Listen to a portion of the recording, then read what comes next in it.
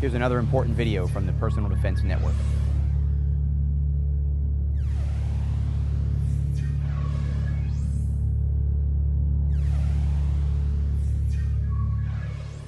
Consistency is a very important part of your advanced pistol handling. We want to make sure that we're integrating consistently with the firearm. For example, we want to do as much as we can here in the ready position. We don't want to do things out here. We don't want to do things up here. We want to do them in the ready position here as consistently as we can, because this is where we're ultimately going to present the firearm to engage a target, or it's going to come through that position from the holster or wherever it is that we're storing the gun.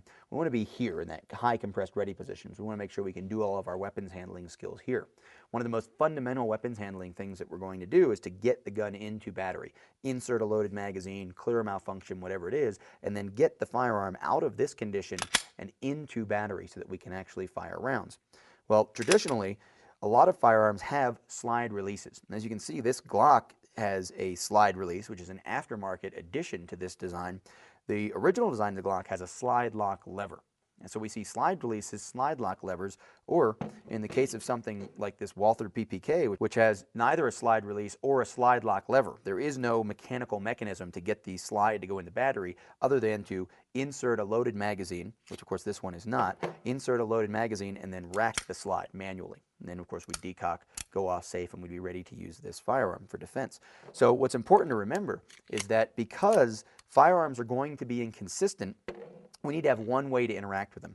Take a look at this Beretta. The Beretta has a very prominent slide release, and it's very easy to hit for most people with the thumbs because it comes a great deal far back into the grip area. So because it comes back, it's easy to hit with that thumb. And we see a lot of people get very used to this. A lot of my military students, for example, who are issued this firearm, get very used to inserting a magazine and hitting that button.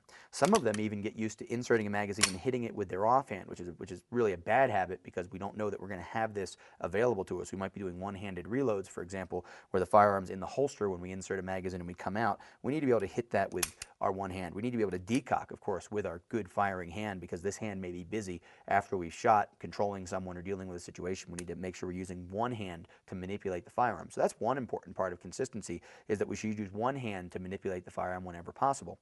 Part of that is understanding the friction necessary to rack the slide. So if we want to use our holster or our belt, we have a one-handed reload, and I'm in my holster and I insert the magazine, get my good firing grip on the firearm, and then turn around and use your belt. Your belt buckle is a great place to rack the slide, decock, and then be ready to go. So again, we can do it with one hand.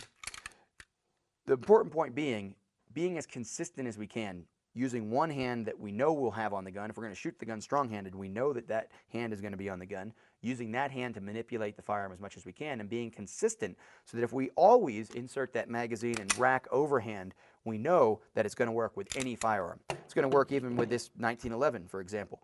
For a lot of people, the width of the 1911 grip makes it impossible for them to hit that slide release without adjusting their grip in some way, actually having to turn your hand around the gun to hit the slide release lever.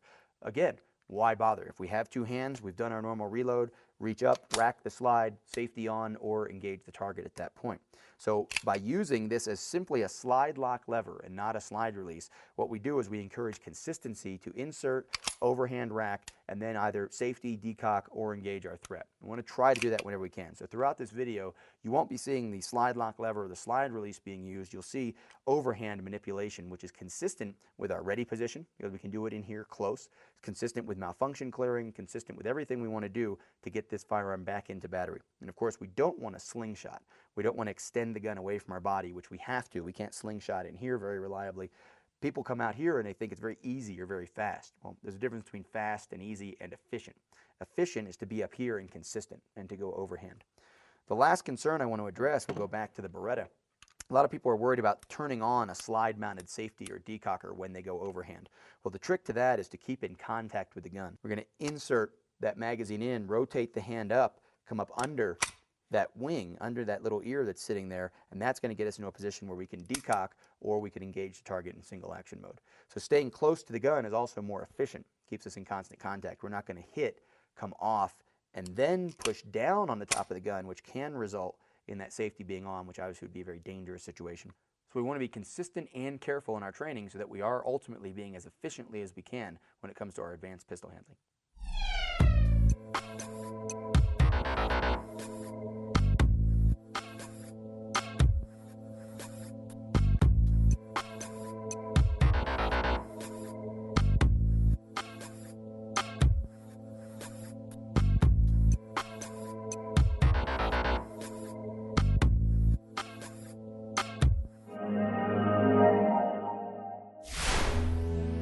Check out more videos just like this one at the Personal Defense Network.